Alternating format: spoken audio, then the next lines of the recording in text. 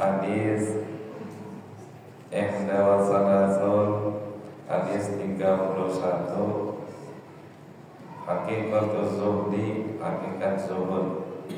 Wabihi wa ilaihi an Abi Al-Abbas Sahl bin Sa'd As-Sa'idi radhiyallahu anhu qala ja'a rajulun ila Nabi sallallahu alaihi wasallam wa qala ya Rasulullah dullani ala amalin idza amiltuhu ahabbani Allahu wa ahabbani an-nasu wa qala izhad fid dunya yuhibbaka Allah wazhad fima indan nasi yuhibbukan nas.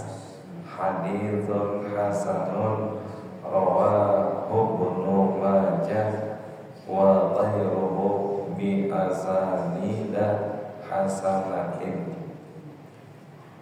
Dari Abi Al-Abbas Sahal bin Sa'din As-Sa'idi radhiyallahu anhu, semoga Allah meridhoi darinya.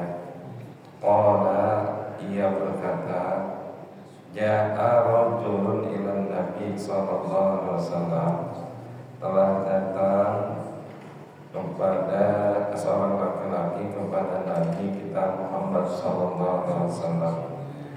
Faqala, maka Rasul ia berkata, ia bertanya, ya Rasulullah, wahai Rasulullah, dullani, tunjukkan kepada kami, kepada aku, arahkanlah aku ala amalin, atas satu amalan, idza amiltuhu, apabila aku mengamalkannya, niscaya mencintai aku Allah Ta'ala dan mencintai aku oleh manusia. Faqala, maka Rasulullah sallallahu alaihi wasallam bersabda, izhad, zuhudlah Anda, zuhudlah kamu fid dunya, dalam masalah dunia. Yuhibbakallah, niscaya Allah akan mencintaimu. Wazhad fima indan nas, dan zuhudlah pada apa yang ada di sisi manusia. Yuhibbakan nasu, niscaya manusia itu akan mencintaimu. Hadis nilainya hasan, telah meriwayatkannya oleh Ibnu Majah dan selainnya dengan sanad yang hasan. Jamaah sekalian, hadis yang ke-31 menjelaskan kepada kita tentang hakikat zuhud. Telah datang seorang laki-laki kepada Rasulullah. Dalam ilmu hadis, apabila ada satu keterangan di dalam hadis tersebut, umpamanya telah datang seorang laki-laki, telah datang seorang perempuan, tidak disebutkan laki-laki itu namanya dan tidak disebutkan umpamanya perempuan itu namanya, maka hadis itu disebut dengan hadis mubham. Hadis mubham artinya hadis yang sifatnya umum, tidak disebutkan. Sebab dalam bahasa Arab, apabila ada orang datang tidak disebutkan namanya, itu min jumlatil nakirah, artinya masih bersifat umum. Nanti akan ditafsirkan di dalam tafsir hadisnya tentang siapakah laki-laki itu. Maka nilai hadis ini disebut hadis mubham. Hadis mubham adalah al-haditsu la yusamma syakhsun, hadis yang tidak disebut nama dari seseorang tersebut. Ulama hadis mengomentari tentang hadis mubham. Jika hadisnya itu seorang laki-laki atau perempuan berada di dalam matan, hampir tidak dikritik oleh ulama-ulama hadis. Tetapi kalau dia berada di dalam rangkaian sanad, maka hadis itu mendapatkan beberapa komentar dari ulama-ulama hadis. Kalau kita lihat di sini, dia berada di dalam matan hadis. Ja'a rajulun ilan nabi, telah datang seorang laki-laki kepada Nabi. Faqala, laki-laki itu pun bertanya, ya Rasulullah, wahai Rasulullah, dullani ala amalin, tunjukkanlah kepadaku atas satu amal. Ini menunjukkan kepada kita bahwa kalau kita ingin meminta sesuatu, yang sesuatu itu membawa kemaslahatan buat kita, kebaikan kepada kita, mintalah kepada orang-orang yang dianggap tepat untuk menyampaikan apa yang kita minta. Sebab orang kadang kalau dia bertanya ataupun meminta sebuah amalan, kita lihat dulu kalau zaman sekarang orangnya sholat apa enggak, orangnya amal ibadahnya baik atau tidak. Jangan sepintar-pintarnya aja, ntar berdukun lagi, udah tidak sholat. Kadang manjur, tapi manjurnya itu dalam istilah agama bagian dari istijrat. Istijrat itu Allah berikan, tetapi Allah marah. Orang Jakarta bilang ngambul.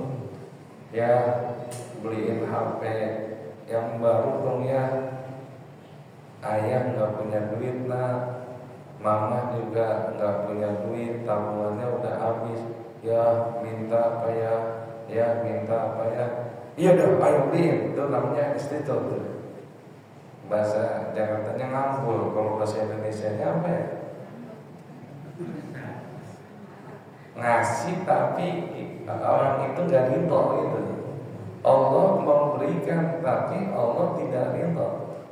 Sama ada orang yang nanya, Ustaz, kalau orang-orang yang non agama Islam kok rata-rata kaya-kaya ya, udah gitu matanya enggak belok kayak kita, sipit-sipit, kok amal duit awas banget, duitnya banyak. Kita yang matanya belok tapi duit kita nggak banyak-banyak, padahal ibadah kita kayaknya baik banget.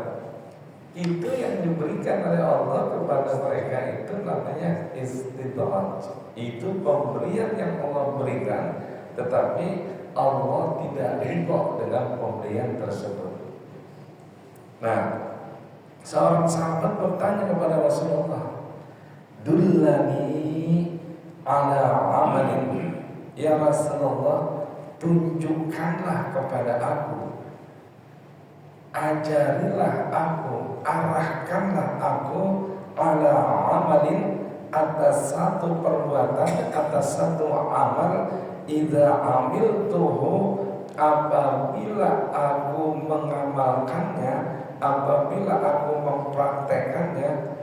Nah, ada sahabat nanya, ya Rasulullah, coba berikan sesuatu petunjuk, satu arahan.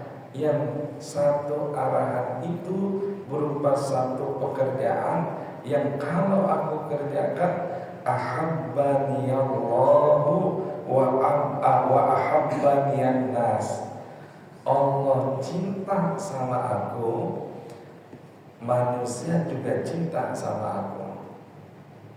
Orang Pak Ibu, kalau udah dicintai Allah, kata Al-Imam An-Nawawi, itu merupakan derajat yang paling tinggi. Sebagaimana kita kalau dicintai sama orang lain yang bukan selain Allah, artinya makhluk, Sementara Allah itu Khaliq, kita udah seneng banget. Kita dicintai sama pasangan kita, Masya Allah senangnya. Pasangan kita juga cinta sama kita, Masya Allah. Ciri-ciri orang cinta, aslul mahabbah al-hadiyah. Biasanya orang kalau udah cinta sering memberikan kejutan. Nah, ini ayah beliin emas, tapi jangan marah ya. Emang belinya di mana ya? Di toko Tanah Abang. Emas-emasan itu mas, bukan emas bener. Tapi kalau kita memberikan, itu merupakan bukti Allah, bukti seseorang itu cinta. Nah, Allah kalau udah cinta sama hambanya, Dia akan memberikan apa saja yang kita kehendaki, yang kita pengenin. Makanya ketika kita ingin mendapatkan kecintaan dari Allah dan juga kecintaan manusia, sahabat ini bertanya, kita dicintai sama Allah, tapi sama manusia dibenci, nggak enak. Kita dicintai sama manusia, dibenci sama Allah, nggak enak juga. Yang enak dicintai sama Allah, dicintai juga oleh manusia. Dalam ayat Al-Quran Allah berfirman, Qul in kuntum tuhibbunallah fattabi'uni yuhibbukumullah wa yaghfir lakum dzunubakum wallahu ghafurur rahim. Jika kamu ingin, katakanlah Muhammad, in kuntum tuhibbunallah, katakanlah Muhammad, jika kalian semuanya itu cinta kepada Allah, fattabi'uni, kata Nabi, maka hendaklah kalian mengikuti aku. Kita kalau pengen cinta sama Allah harus mengikuti kecintaan juga kepada Rasulullah dan mengikuti apa yang Rasulullah ajarkan. Nah, dalam hadis ini Nabi mengajarkan kepada kita ketika ada orang yang bertanya, sahabat bertanya, khitabnya, pengaruhnya, arahannya juga kepada kita. Sahabat udah nanya, kita nggak perlu nanya karena pertanyaan ini representasi dari pertanyaan-pertanyaan yang berikutnya. Kalau kita pengen dicintai oleh Allah dan pengen dicintai oleh manusia, jawaban Nabi, izhad fid dunya yuhibbakallah. Yang pertama itu zuhudlah kalian terhadap dunia, niscaya Allah akan mencintai kamu. Zuhud, apa itu zuhud? Zuhud itu adalah dalam literatur bacaan tentang zuhud. Zuhud terdiri dari 3 huruf, zai, ha, dal. Ada berapa? Zai, ha, dal. Zuhud. Apa itu zuhud? Yang 3 huruf tadi. Zuhud itu artinya yang pertama, tarkuz zina, meninggalkan perhiasan-perhiasan dunia. Kalau orang sudah mampu menghindari ataupun menjauhi perhiasan-perhiasan dunia, kenapa orang sekarang main jor-joran? Karena orang tersebut lebih mengejar dunia. Kalau ibu-ibu lagi arisan, satu pakai cincin di tangannya 2 jari, besok saya 3 jari. Kata yang satunya lagi, saya 4 jari. Yang lagi, saya 5 jari. Besok saya tambahin pakai gelang. Besok saya tambahin gelang tangan dan gelang kaki. Semua dipakai. Itu menunjukkan bahwa orang itu tidak zuhud, karena dia masih mencintai terhadap zina, perhiasan. Yang kedua, tarkul hawa. Itu artinya hawa, meninggalkan keinginan-keinginan hawa nafsu. Manusia hawa nafsunya tidak akan terbendung sebelum ia mencium hidungnya ke tanah dan digancel dengan bantal tanah alias meninggal dunia.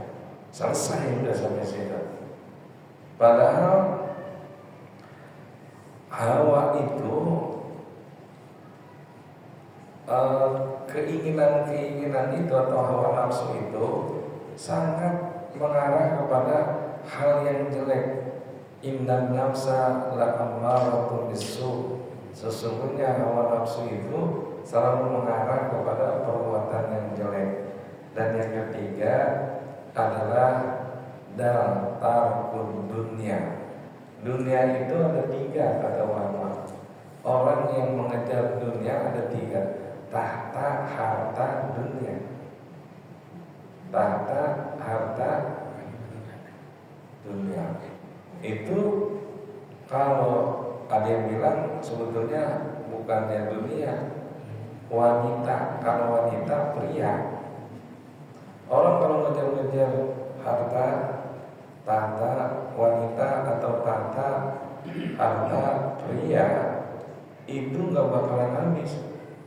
Coba lihat anak potongan zaman gadis zaman 70 sama gadis zaman 2024, cakapan mana?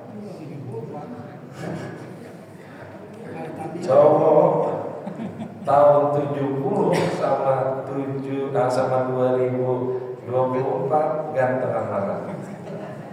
Allah menciptakan kesana semakin sempurna, semakin sempurna, semakin sempurna, dan itu ujian. Kalau kata guru saya, aki-aki udah giginya nggak ada. Kalau melihat perempuan cantik zaman sekarang, janggutnya goyang-goyang dia.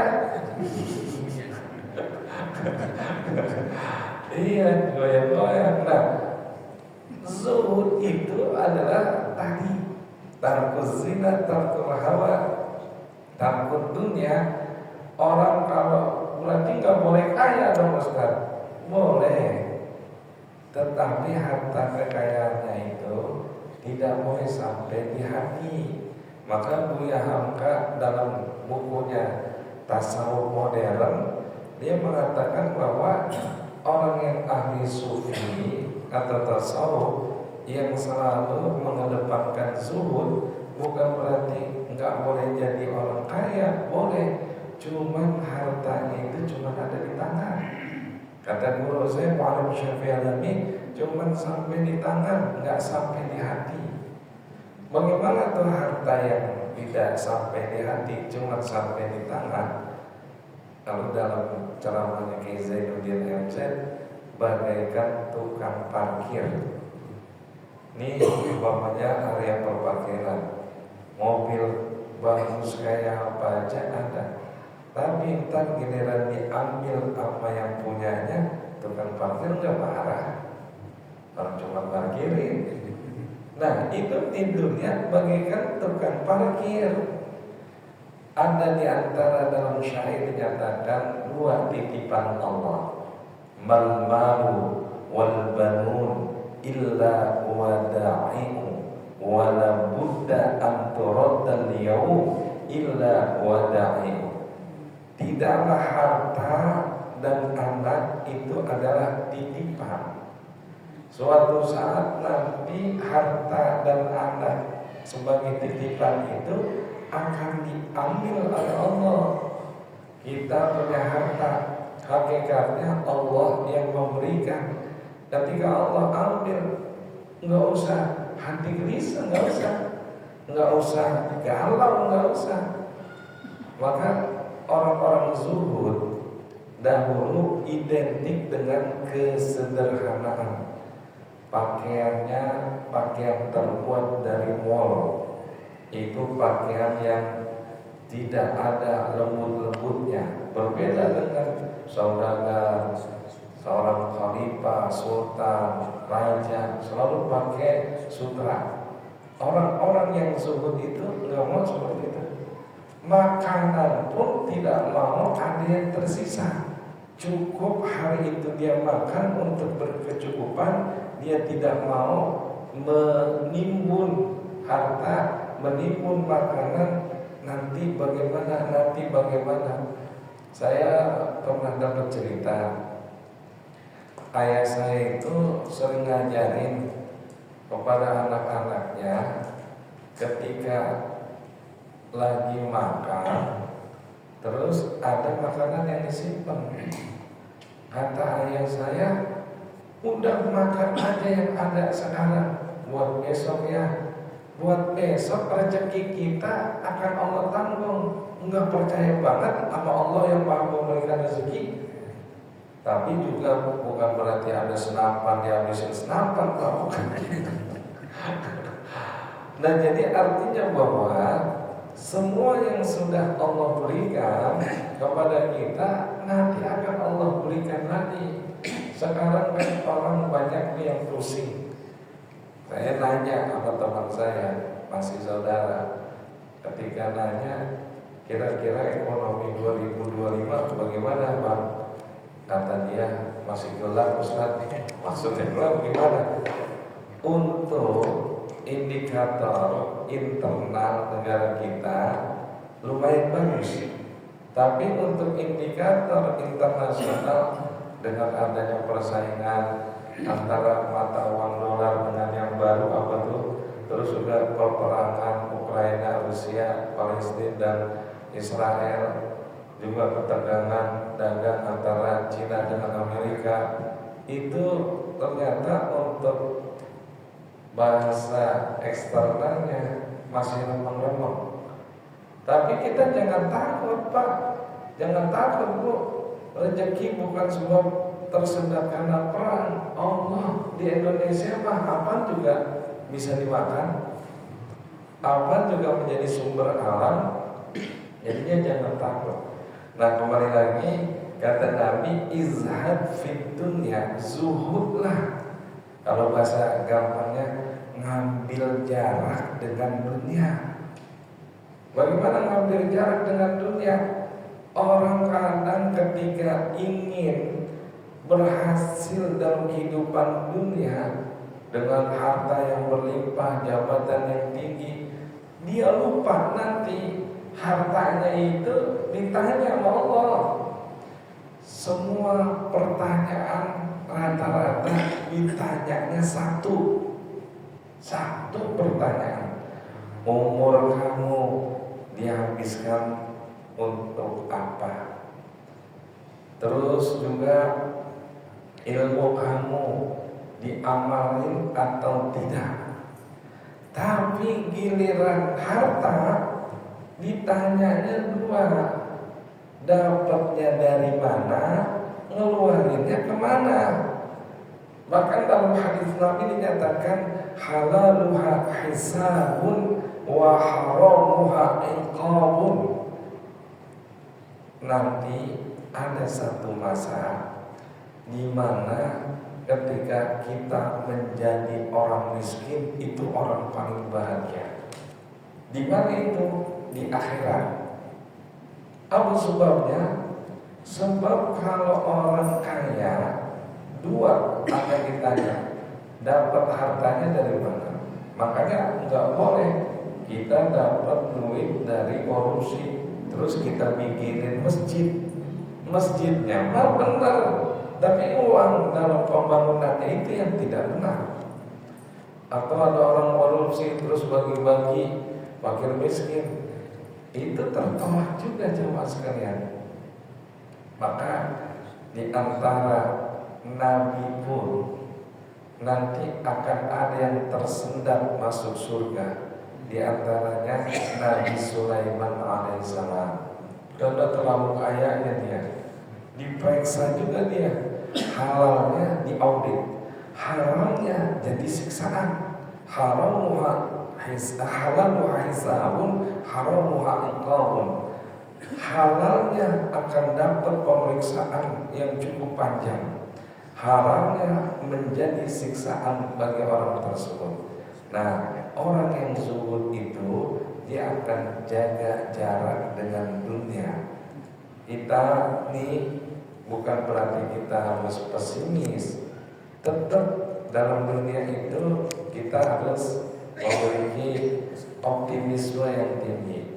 Cuma ketika orang diberikan limpahan harta, pangkat yang tinggi, kita nggak boleh ngikut-ngikut dalam artian yang tidak halal kita carinya.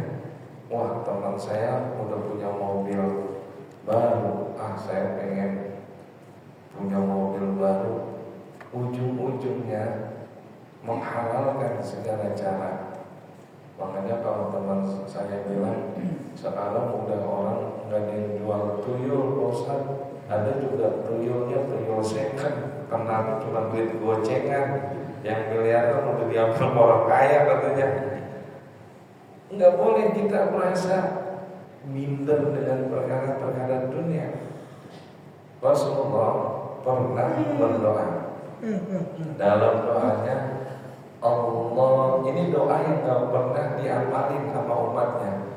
Allahumma ja'alni fid dunya miskinan. Ada kalau jadikanlah aku menjadi orang yang miskin. Ada orang begitu berdoa. Wa fil akhirati miskinan, di akhirat jadi orang yang miskin juga. Kenapa Rasulullah mengatakan seperti itu? Lantaran Rasulullah mengajarkan kepada umatnya agar jangan hubud dunia. Zuhud lawanannya hubud dunia. Cinta banget sama dunia. Enggak sholat, ngejar-ngejar, nyari duit. Orang dulu bilang keringat bercucuran kaki jadi pala, pala jadi kaki. Kaya kagak, ibadah kagak. Tuh yang rugi. Kaya enggak, ibadah enggak, rugi enggak? Mendingan kaya, ibadah.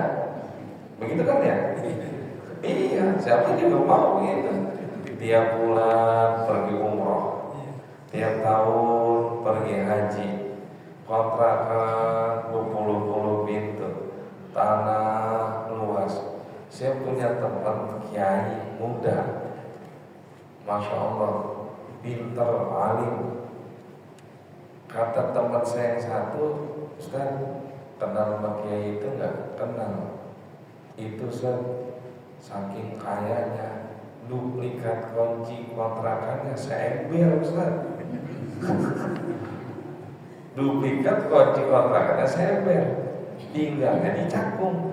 Ada yang kontrakannya berupa gudang, lah gudang kan gede.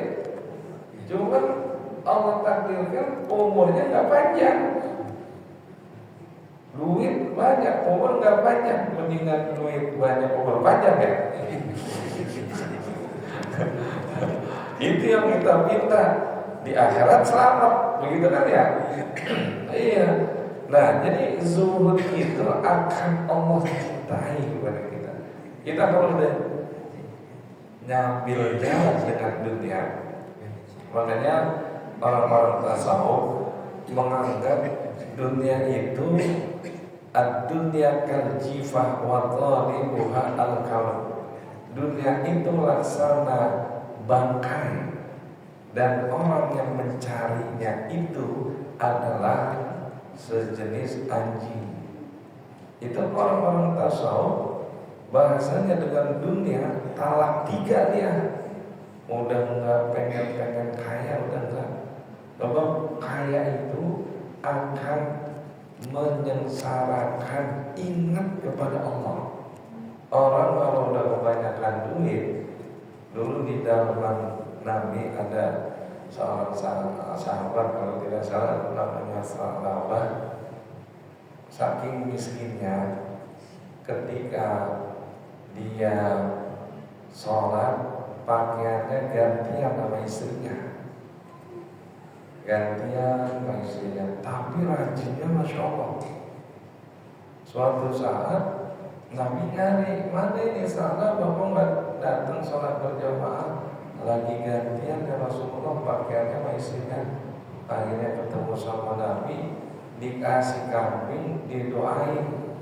Masya Allah, kambing yang didoain Nabi beranak. Kambing paling banyak beranak 3 atau 4 ya? 3 ya? Tadi 4 juga ini ya? Iya. Ya udah taruh 3. Setahun berapa kali beranak? Siapa tahu merah kambing saja. Taruh 2 kali beranak 6 bulan. 3. Ujung-ujungnya enggak sholat jamaah. Kenapa? Mikirin yang aduh kambingnya lagi beranak, udah sore kambingnya hilang. Sama dulu ketika ada orang enak banget punya angkot, punya taksi, kata siapa enak? Belum ada yang tabrakan, belum ada yang kecelakaan lainnya, belum ada yang dicuri, belum ada yang ditilang. Ujung-ujungnya puyeng, ibadah nggak tenang. Nah, orang yang zuhud itu lebih mengandalkan akhirat dibandingkan dunia. Kata pria tadi yang nanya sama Nabi, zuhudlah kamu terhadap dunia, nanti Allah akan cinta. Dan zuhudlah kamu terhadap apa yang ada pada manusia, niscaya manusia itu akan cinta kepada kamu.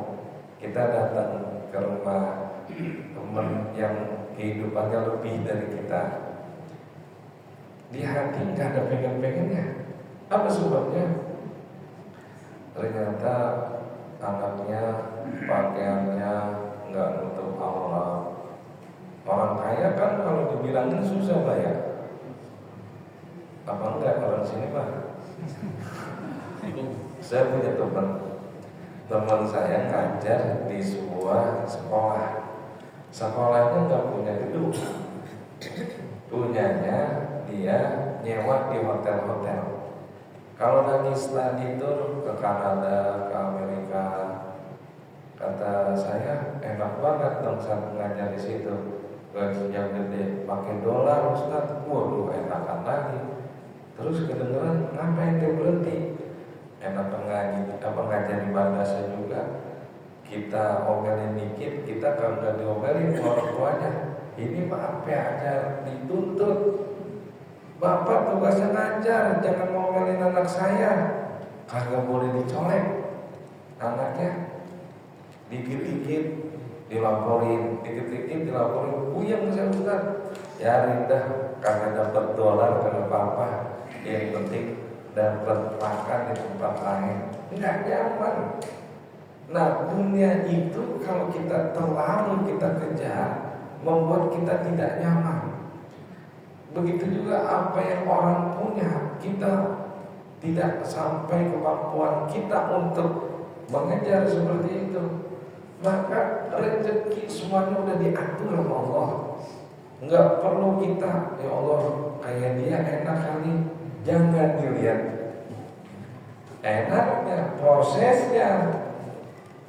Mas Agung yang punya dulu toko Gunung Agung itu masih ingat ya orang-orang dulu ya, itu bertahun-tahun makan pakai bubur. Kita baru duit, saya kan dapat duit rada banyak kan, makan sate lain, durian lain, lempuras. Karena ada ininya, apa istilahnya, kebutuhan-kebutuhan yang lain untuk bisa di-cover gitu. Nah, jadi Rasulullah sangat indah menyampaikan ilmu sebuah amalan. Ini mengajarkan kepada kita sama dunia zuhud, nanti Allah akan cinta. Sama apa pada manusia yang dimiliki oleh manusia, kita juga zuhud, nanti kita akan dicintai oleh semua manusia. Nggak boleh dikit-dikit minta, dikit-dikit ingin dekat sama orang kaya, sama orang miskin enggak ditemenin. Padahal nikmat yang kadang kita dapat ketika kita melihat orang-orang yang kekurangan jauh lebih dari kita. Kadang nikmat sehat itu kita merasakan nikmat ketika kita berada di rumah sakit. Kakak saya pernah matanya karena gulanya tinggi menjadi tidak melihat. Waktu sedikit melihat, saya nganterin, terus udah lama nganterin. Kata kakak saya, itu yang namanya mata harus dijaga. Kali saya kalau mulai ya, kali ente jaga. Ada orang cuma begini-begini doang, tentu matanya copot. La ilaha illallah, muncak-muncak gini doang. Bersyukur kita, masya Allah. Makanya kemana-mana pakai jaket, pakai kacamata, rewel banget ya. Nikmatnya sehat setelah kita lihat orang sakit. Nikmat ketenangan ketika kita lihat orang ahli ibadah. Bukan tiap hari jalan-jalan bikin status, justru dia nggak tenang. Yang enak tuh kita ibadah tenang, sholat tepat waktu, bisa diberikan kesempatan baca Quran, ikut pengajian. Itu yang bawa menjadi ketenangan kita, dan itu yang bakal menjadi amal bekal kita ketika kita menghadap Allah Subhanahu wa Ta'ala. Mudah-mudahan hadirnya kita, pengajian kita, salat kita dilipat gandakan pahalanya di sisi Allah, dan mudah-mudahan akhirat menjadi target kita, bukan dunia yang menjadi target kita, sehingga kita mampu memaknai dari makna zuhud, tarkul dunia, tarkul zina, tarkul hawa, wa tarkul dunia. Ini saja yang dapat saya sampaikan, mudah-mudahan ada manfaatnya. Amin ya rabbal alamin. Allahumma shalli ala Muhammad wa ala sayyidina Muhammad. Rabbana la tuzigh qulubana ba'da idh hadaytana wa hab lana min ladunka rahmah innaka antal wahhab. Rabbana atina fid dunya hasanah wa fil akhirati hasanah wa qina adzabannar. Wa sallallahu ala sayyidina Muhammadin walhamdulillahi rabbil alamin.